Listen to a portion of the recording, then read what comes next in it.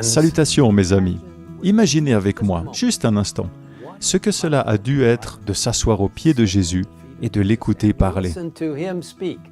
Imaginez les connaissances que nous pourrions acquérir, les belles leçons de vie que nous pourrions apprendre du plus grand maître que le monde ait jamais connu. Le plus grand sermon jamais prononcé, connu sous le nom de Sermon sur la montagne, est relaté dans l'évangile de Matthieu, au chapitre 5 à 7. Dans les semaines à venir, nous examinerons ce sermon magnifique et incroyablement profond en reprenant quelques-unes des nombreuses perles contenues dans ces passages.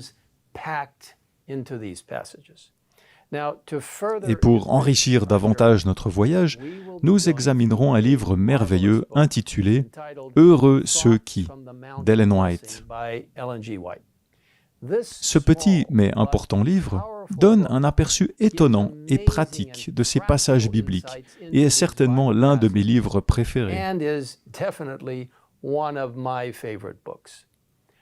Je vous encourage à vous procurer ce merveilleux livre en l'achetant en ligne ou en téléchargeant une copie gratuite sur le site egwritings.org où il est disponible en plusieurs langues.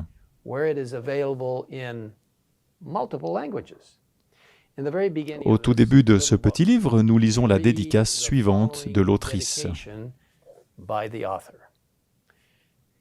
À ses disciples, que le Maître appelle encore à choisir le royaume spirituel plutôt que le royaume terrestre, est dédié ce petit livre, dans l'espoir que ces pages leur dévoilent plus clairement la gloire de l'invisible.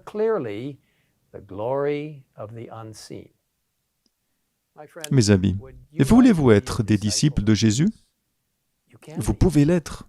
Car voyez-vous, les paroles que Jésus a prononcées sur le versant de cette montagne, près de la mer de Galilée, il y a si longtemps, n'étaient pas seulement destinées aux personnes qui l'entouraient à l'époque, elles sont également valables pour nous aujourd'hui.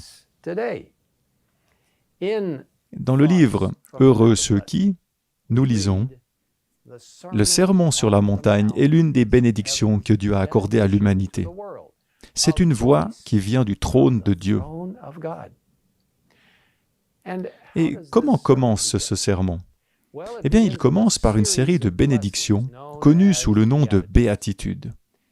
Heureux ceux qui reconnaissent leur pauvreté spirituelle, heureux ceux qui pleurent, heureux ceux qui sont doux, heureux ceux qui ont faim et soif de justice, heureux ceux qui font preuve de bonté, heureux ceux qui ont le cœur pur, heureux ceux qui procurent la paix, heureux ceux qui sont persécutés pour la justice. Dans les semaines à venir, nous examinerons chacune de ces belles bénédictions de manière plus approfondie. Mais aujourd'hui, considérons cette déclaration. Les béatitudes représentent la salutation du Christ, non seulement à ceux qui croient, mais à toute l'humanité. Il semble avoir oublié un instant qu'il est sur terre et non au ciel, et il utilise la salutation habituelle du monde de la lumière. Les bénédictions coulent de ses lèvres comme le jaillissement d'un courant riche et longtemps scellé. Vous voyez, le langage du ciel est celui de la bénédiction et non de la malédiction. C'est un langage de paix et de joie et non d'envie et de haine. Il n'est pas étonnant que Jésus nous ait dit « Aimez vos ennemis, faites du bien à ceux qui vous détestent, bénissez ceux qui vous maudissent, priez pour ceux qui vous maltraitent. » Jésus indique clairement quels sont les traits de caractère qu'il reconnaîtra et bénira toujours. Et ceux qui reçoivent sa lumière et sa vie sont bénis. Les principes enseignés par Jésus s'appliquent à tous les âges et à toutes les classes sociales. Elles transcendent toutes les cultures et sont intemporelles dans leur application. En mettant ces principes divins en pratique dès maintenant, nous serons richement bénis. L'amour pour le prochain est la manifestation terrestre de l'amour pour Dieu, a écrit Ellen White. C'est pour nous communiquer cet amour et faire de nous des membres de la même famille que le Roi de gloire s'est identifié avec nous. Quand nous nous conformons à sa dernière recommandation, « Aimez-vous les uns les autres comme je vous ai aimé », quand nous aimons le monde comme il l'a aimé, alors sa mission est remplie en ce qui nous concerne. nous sommes qualifiés pour le ciel, ayant déjà le ciel dans nos cœurs.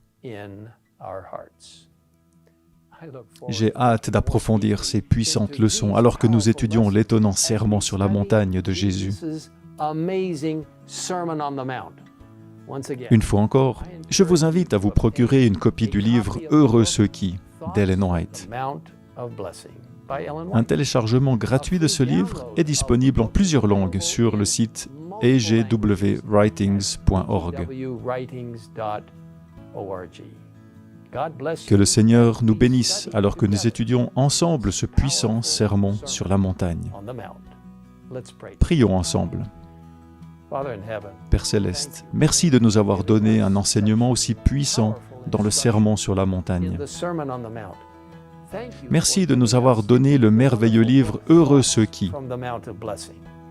Aide-nous, Seigneur, à découvrir dans les semaines à venir une clarté incroyable dans ton enseignement pour nous dans notre vie quotidienne.